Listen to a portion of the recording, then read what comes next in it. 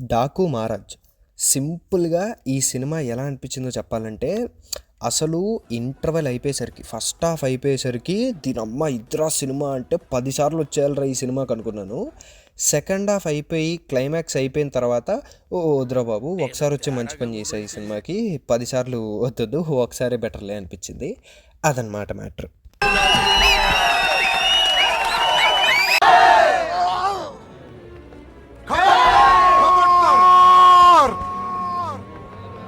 Hi guys, నమస్కారం to vodka shot reviews.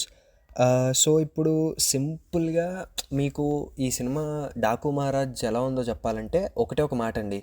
మీకు 'Jailer' నచ్చిందా అంటే 'జైలర్' లాంటి సినిమాలు నచ్చుతాయా అంటే అక్కడ స్టఫ్ ఉండాల్సిన పని లేదు, జస్ట్ ఒక కిల్లర్ బీజిఎం ఉండాలి, ఆ హీరో ఎంట్రీ ఉండాలి, ఇంకా మీరు అరుస్తారు. ఆ వైబులో థియేటర్ యుఫోరియాలో మీరు కూడా ఒక విజిల్ వేసేసి జై బాలయ్య అని అరుచుకొని వచ్చేస్తారా అంటే డెఫినెట్గా ఈ సినిమాకి వెళ్ళండి.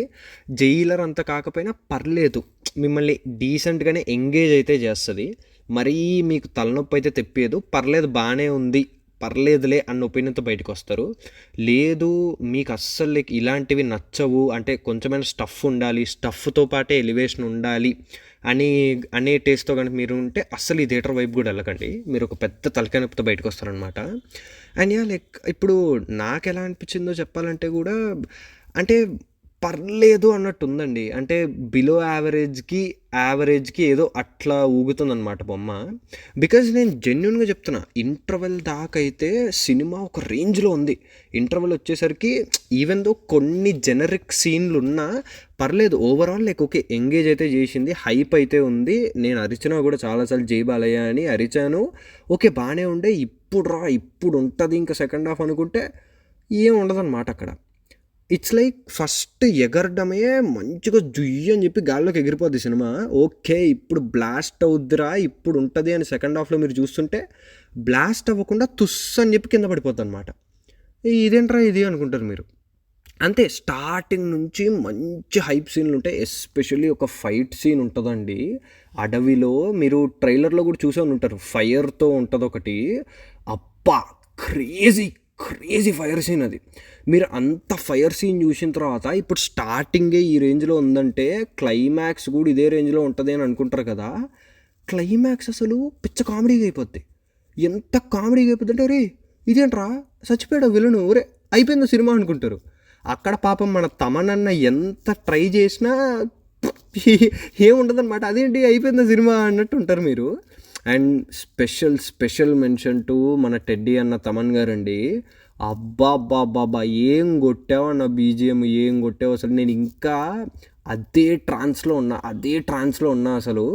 ఎట్లయితే అసలు రజనీకాంత్ గారికి అనిరుద్ధు, మన బాలయ్య బాబు గారికి మన టెడ్డీ అన్నండి, అంతే. ఇంకా ఏం లేదు, ఇంకా దీంట్లో చేంజ్ లేదు. అబ్బాబాబాబా ఏం కొట్టాడండి, పిచ్చి పూనకాలే. ఇంకా చాలా ఆడియో ఫంక్షన్లో చెప్పాను, చాలా ఫంక్షన్లో చెప్పాను, బాలయ్య గారు అంటే ఇట్ విల్ బీ 100% అంతే. స్పీకర్లు కాలిపోను, నాకు సంబంధం లేదు, అది కాలుతాయి అంతే, దానికి ప్రిపేర్ అవ్వండి అంతే. బాలయ్య గారి సినిమా వస్తే మీరు అందరూ రెడీ అవ్వండి. అంటే ఫ్లైట్ టేక్ ఆఫ్ అవ్వాలంటే సీట్ బెల్ట్ చేసుకోమంటారు. బాలయ్య గారు నాది సినిమా వస్తే స్పీకర్లు రెడీగా పెట్టుకోండి, మేమేం చేయలేము అంతే. అది అంతేగా సార్. స్టాప్, ఆ బాటిల్ ఇక్కడ పెట్టండి, తీసుకోండి సార్. पहचाना मुझे, डाकू महाराज.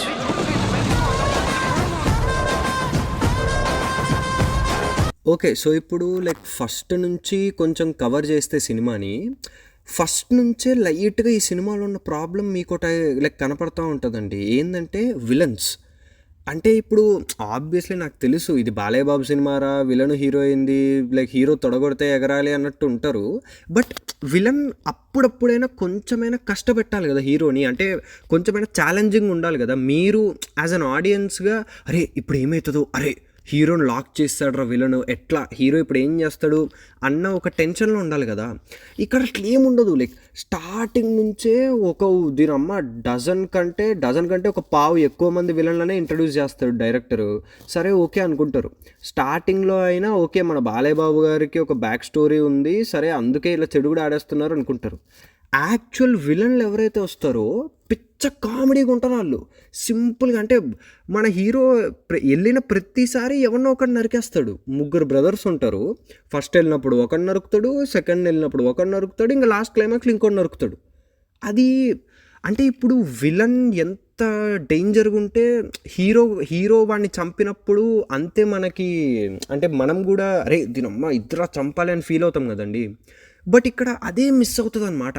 ఒక ఛాలెంజింగ్ ఆపోనెంట్ ఉండడు. లైక్ మన డాకు మహారాజ్ వెళ్తాడు, ఈ అమ్మాయి ఎగురుకుంటూ వెళ్ళిపోతాడు, నరుక్కుంటూ వెళ్ళిపోతాడు అనమాట అంతే. అది ఫస్ట్ నుంచే కొంచెం అరే ఇదేంట్రా అన్నట్టు ఉండే నేను. అట్లీస్ట్ లైక్ ఫస్ట్ హాఫ్లో సేమ్ లైక్ ఇట్లానే ఉండే. ఓకే లైక్ ఇది ఫస్ట్ హాఫ్ కదా, బ్యాక్ స్టోరీ తెలియదు, బట్ బ్యాక్ స్టోరీలో విలన్లు మస్తు డేంజర్ ఉంటారేమో అని. అంటే ఇది టిపికల్ బాలయ్య బాబు విలన్ లానే ఉంటారు వాళ్ళు. అదేంటి ఏదో వాళ్ళకి ఏదో మైనింగ్ ఏదో ఉంటుంది, వాళ్ళు 3 డేంజరస్ బ్రదర్స్ ఉంటారు, రిచ్ బ్రదర్స్ ఉంటారు. మన ఆయన ఆబ్వియస్లీ ప్రజల దేవుడు, ప్రజల ఆయన కాబట్టి ప్రజల కోసం వెళ్ళి వాళ్ళు నరికేస్తారు అన్నట్టే ఉంటాడు. దెర్ ఇస్ ఏమంటారు no new challenge for that. అంటే నేనేం కంప్లీట్గా కొత్త స్టోరీ ఒక ఇన్సెప్షన్ ఇంటర్స్టెల్లార్ మాదిరి రాసేయండి అని ఏం చెప్పట్లేదు. బట్ విలన్ ఏదో ఒక విధంగా కొంచెమైనా ఛాలెంజింగ్ ఉండాలి కదా హీరోకి. ఇక్కడ అదే బాగా మిస్ అయిందనమాట. దాని తర్వాత ఇంకోటి ఏంటంటే ఈ సినిమాకి పాజిటివ్, దాని తర్వాత ఒక విధంగా పాజిటివ్ అండ్ ఒక విధంగా నెగిటివ్ అయింది ఫీమేల్ రోల్స్ అండ్ పాటలండి. ఇప్పుడు లక్ ఏంటంటే ఈ పాటలు అంటే టిపికల్ బాలయ్య బాబు సినిమాల్లో 12 పాటలు ఉంటాయి. బట్ ఈ సినిమాలో జస్ట్ 3 పాటలు ఉంటాయి. ఆ 3 కూడా ఒకటే కట్ అయ్యి పాట కింద వస్తుంది, మిగిలిన 2 బ్యాక్గ్రౌండ్లోనే వెళ్ళిపోతాయి. బట్ ఇక్కడ ప్రాబ్లం ఏంటంటే ఆ పాట రావడం చాలా వర్స్ట్ టైంలో వస్తుంది. ప్లస్ సెకండ్ హాఫ్ మొత్తంలో ఒక్క పాట కూడా ఉండదు.